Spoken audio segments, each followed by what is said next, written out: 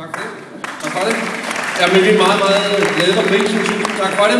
Jeg skal gøre det meget kort, fordi jeg ved, at Frank vil tale lang tid. Jeg vil gerne sige tak for Svendborg, som har budt os hjertelig velkommen i dag.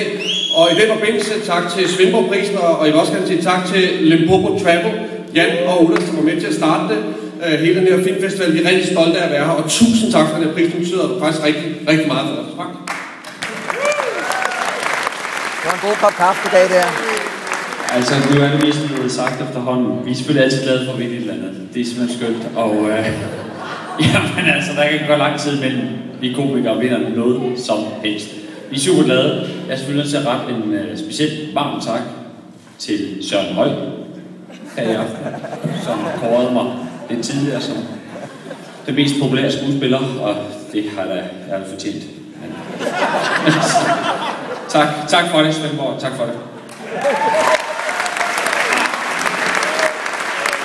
Super kort af jeg vil også gerne have lov til at sige tak. Jeg vil gerne have lov til at sige tak, som Louise sagde, til et fantastisk hold, som har været med os hele vejen. Og så vil jeg gerne have lov til at sige tak, som jeg står her til Louise og til Centropa og til mine to meget, meget gode venner, som har været fantastisk at arbejde sammen med gennem rigtig mange år. Nu vi er her i aften, så vil jeg faktisk også gerne have lov til at sige tak til alle biograferne.